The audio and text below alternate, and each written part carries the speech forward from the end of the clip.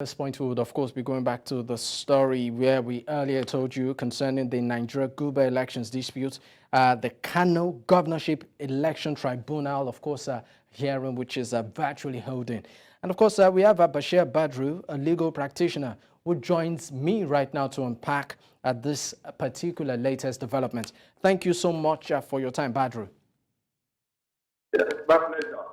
All right, if you can hear me, the APC is challenging the result declared by INEC on the victory of the new Nigeria People's Party candidate, this time around virtually. Why virtual? If you go back to 2020, 2021, when COVID struck, it gave us a very new vista to reappraise our legal development in this country. You know, we had the opportunity in the past. There have been clamor for remote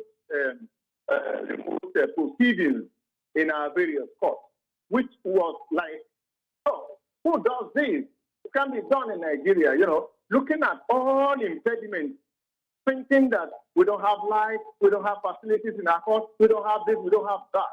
And when 2020 struck, when COVID-19 struck in 2020, then it became an eye-opener how Zoom took over every proceedings, and you can hold remote meetings, virtual conferences, and the rest of them. Then the judiciary also keyed in. The first state to set an example was Borno State after Lagos State. You know, so practice directions were given. Today, it is even safer looking at the volatile condition of Kano environment.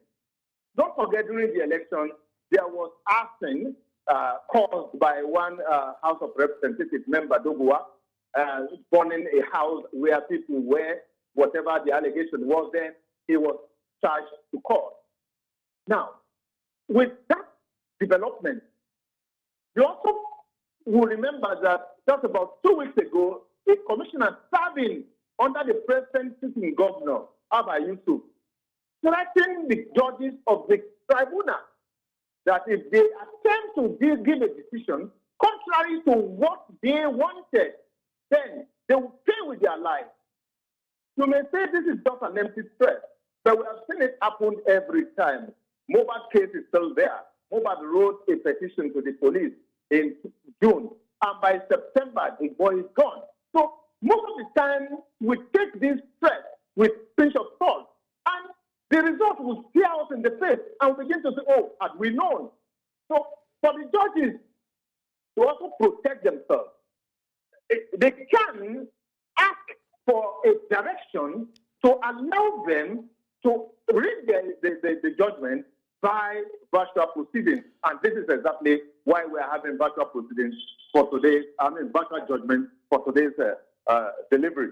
All right. I mean, just as a follow-up to that particular question, do you think this particular approach will in any way affect the quality of judgment or the process, in effect? It does not in any way diminish the quality of judgment. It does not.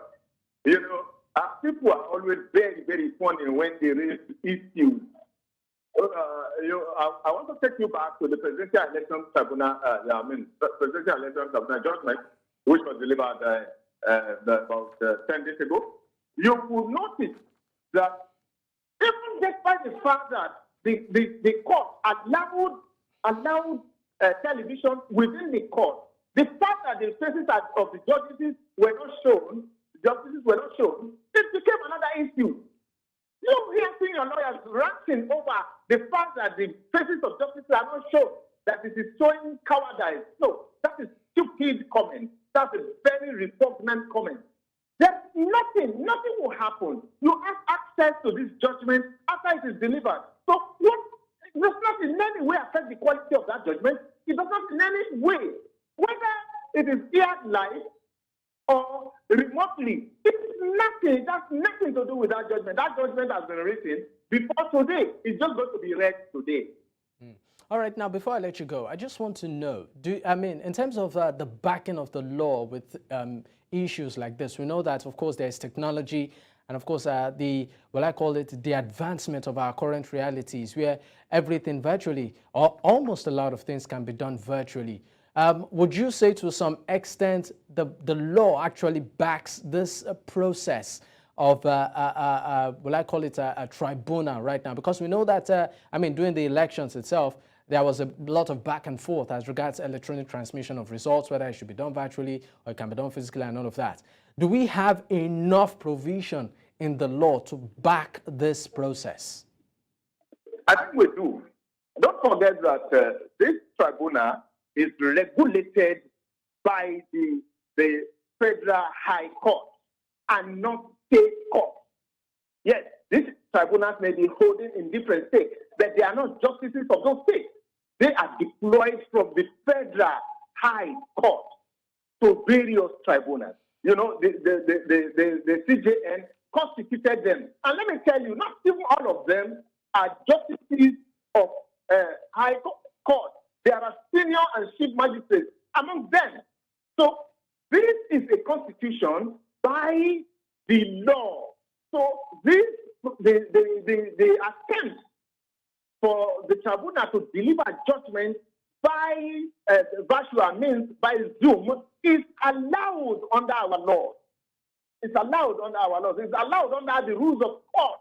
So we have rejected practice direction since 2020 to accommodate virtual or remote hearing. And this is part of it. So adopting that thing we accepted some 2 years or 3 years ago that we are doing jettisoning, reverse it because the law has not changed from 3 years ago.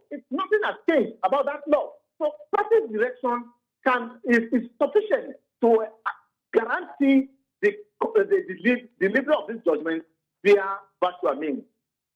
All right. Thank you so much for your time, Badru. The pleasure is mine.